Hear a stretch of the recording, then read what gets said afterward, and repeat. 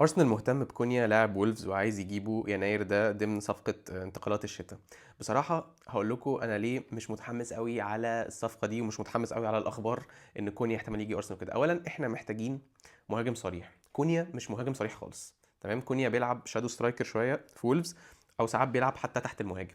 وانا مش عايزنا نخش تاني في دوامة اللي هو ايه، جبنا واحد اللي هو اللاعب اللي هو ايه المهاجم بس مش المهاجم قوي، اللي هو ممكن يلعب وينج، اصله مش مهاجم، ممكن يسقط لتحت شويه ويباصي للاجنحه وكده. انا يا جماعه الفرقه دي انا عايز يبقى عندنا مهاجم راس حربه رقم 9 صريح عشان ناخد اي بطوله، ومش مش الكاليبر بتاع كونيا خالص، او مش كونيا مش هو ده اللي هيوديك الليفل التاني. فانت واضح قوي ان انت كونيا ده، عشان احنا دلوقتي بقينا مثلا حاجه و20 يناير 21 مثلا او حاجه كده، وخلاص الوقت بيجري وانت مش عارف تجيب مين، وفتره الانتقالات بتخلص في 2 فبراير وكده، وسعره هيغلى عليك، وولز هيخلوك لان انت مش هينفع تجيبه اعاره، لان انت عندك الليميت خلاص، انت جايب ستيرلينج ونيتو اعاره، وفي البريمير ليج ما ينفعش تجيب اكتر من 2 لعيبه اعاره من الدوري الانجليزي. فكونيا لو هتجيبه هتضطر ان انت تدفع فلوس وتشتريه.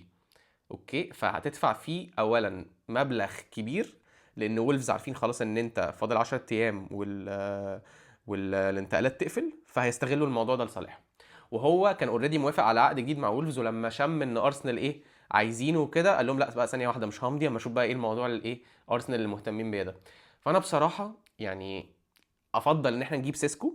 تمام، مع اني مش مقتنع بسيسكو قوي، بس اتليست سيسكو مهاجم رقم 9 صريح. كونيا مش مهاجم يا جماعه، هو جايب 10 اجوان الموسم ده وكل الكلام ده حلو وبتاع، ولكن هو مش مهاجم صريح، مش ما عندوش صفات راس الحربة اللي احنا محتاجينها.